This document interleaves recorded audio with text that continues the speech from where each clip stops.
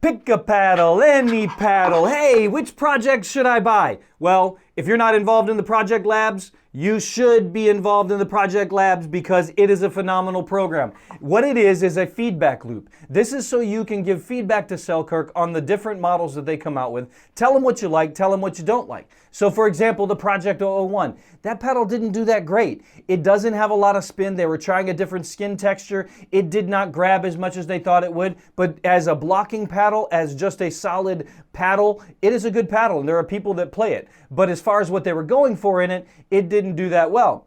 The Project 002, that was the next one, and a lot of pros love this paddle. But I will say it's kind of like a Blade golf club. Blade golf clubs, you can't miss the sweet spot. Same thing with the Project 002. The feedback is jarring when you miss the sweet spot. It's a little bit more of a stiff paddle with a little bit smaller sweet spot. So that way, if you hit in the middle, you're great. It's a good paddle. It's got tons of spin. It's one of the spinniest paddles in the market. Actually, all the paddles I'm talking about today are top 5 in spin on the market today, tested by Chris Olson of Pickleball Studio. You can go look at his videos. We'll put the link down below to his studio. So, when you are looking at these paddles, you want to pick which one works the best for you. I'm going to talk today about the Project 003. The Project 003 is the latest flavors of the Project Labs program, and I got to tell you, I'm very impressed with these paddles. So let's talk about the differences. If I want to pick, all of them come out very, very head light. So it very belies what you see because these are 20 millimeter paddles, thickest core on the market, but they're very head light. So they're very, very fast at the net, but your blocks and the way you drive might have a little bit less pop. Let's talk about first what you do with these paddles and the way you weight them. So when I play these paddles, I weight them here. I put lead tape here, here, here, here, and here. And I weight mine at about 825. I do this because the head lightness of this, I want to be able to block and I want to be stable when I block and I want my drives to have enough plow through and I want my overheads to have enough plow through. These paddles are not power paddles. These are control and spin paddles. So if you want control, you want spin, these are the paddles for you. But which model do I buy? So let's talk about the differences of these models. So obviously the Invicta is the longest model that they have. It's not as wide as the other two. It has more reach. It has more power. It has more spin for those that like to drive the ball. So when you're driving the ball, this paddle will give you a lot more spin because of the way you can put the inertia with it with the longer paddle, right? So you can get a little bit more pop on it. You can get a little bit more spin on it, especially in your drives. The other thing that this paddle gives you is the reach at the net. The reason I love this in my dink battles is I like to take the ball out of the air, very similar to Tyson McGuffin. He likes to take the ball out of the air. This is the paddle for you if you like to take the ball out of the air and you want that extra reach. This is the paddle for you. So right now, this is actually my paddle of choice out of these three.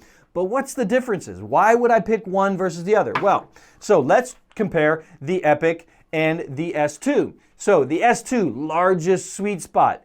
The largest sweet spot is right here. And so if I weight these all three the same, this one here is going to give me the most surface space to hit with and the most comfortability with my shots. The only drawback on this one is the short handle. As you can see, it's got a much shorter handle. So this really is a paddle for people that like to either put their finger up on the paddle face like this, the table tennis players that like to play up close to it, like Callan Dawson does this, other players do this. You like to have your hand up here. This is the paddle for you. If you like two-handed backhands, this is not the model for you because you will not feel comfortable doing a two-handed backhand. You can't fit your hands on it because of the small handle. But I will tell you this, the control with this paddle, the touch with this paddle, and I could generate tons of spin with this paddle from the kitchen line. So from the kitchen line, from the reset line, you can get a ton of spin with this. You're just not going to get the pop, right? So that's the big, big draw on this one. Big, big sweet spot, very, very comfortable. You get really, really close to your work. Now, when we get to the Epic is kind of the all-around paddle. It's got a decent amount of length. It's got a decent size handle, so it is comfortable for a two-handed backhand, and it just doesn't have the amount of reach as the Invicta, right? The Invicta has the reach. The Invicta here has a little bit more on the end, a little bit thinner. This one also has a very large sweet spot. So as we go from left to right here, the sweet spot gets smaller, right? Sweet spot gets smaller. So the S2, then the Epic, then the Invicta as far as sweet spot goes. Power. We're going to go exactly opposite. We're going to go from the right to the left. We're going to go with the Invicta, then the Epic, then the S2. That's the way the power goes. When it comes to spin, I would say spin is going to be depending on your swing. They all have the same surface texture. So it's really going to be the type of shot you're hitting, and the way you move that paddle is going to dictate which one of these would maybe draw a little bit more spin for you. I definitely have noticed it on the drives. My drives with the Invicta, I can get a little bit more spin on that with my plow through drives because I can get a lot more topspin on it. But if I was going to do a topspin drop, I think that the S2 and the Epic do a little bit better with the topspin drop because I can brush the ball a little bit better, and because they're smaller paddles, your wrist can move over it a little bit easier because you don't have the inertia, you don't have the big paddle that you have to reach across with. So it is a little bit easier to generate spin with the shorter handles. Now, because we're talking about sweet spot and size, your resets and your dinking, as we move here, the Epic and the S2, you're going to feel more control. You're going to feel way more control at the kitchen. A little bit bigger sweet spot will do that. You'll feel more comfortable. So if you are a dink battle warrior and you are someone that likes to get close to your work, I would recommend the Epic or the S2. If you like to put your hand in and you're a single-handed backhand guy and you like to put the finger up on the paddle, S2 all the way, that's the paddle for you.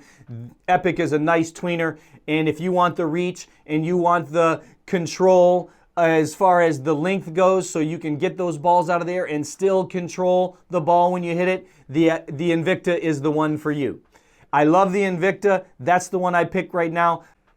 And because these are not power paddles, you really need to work on the weighting of it. So if you're playing like a Ben Johns, Hyperion, any of the Yola paddles, they are really head heavy. So you're going to feel a vast difference when you pick these up versus the Yola, because the Yola is so head heavy. Actually, I got a lot of friends that are actually having wrist problems, elbow problems, and shoulder problems because of the head heavy nature of the Ben Johns. So we got to think about that. When you weight these down, you want to weight these to make them feel the same weight as the paddle you're playing. So what I would recommend is feeling your paddle that you have right now and then adding lead tape to whatever model you pick to make it feel the same. Then you'll get a true feel of the differences between the paddle. Now, if you want it more head heavy, make sure that you're taping it more here on the end and move your lead tape down here to the end. You know what? Anna Lee Waters, she tapes all the way around her paddle and makes the whole thing a sweet spot.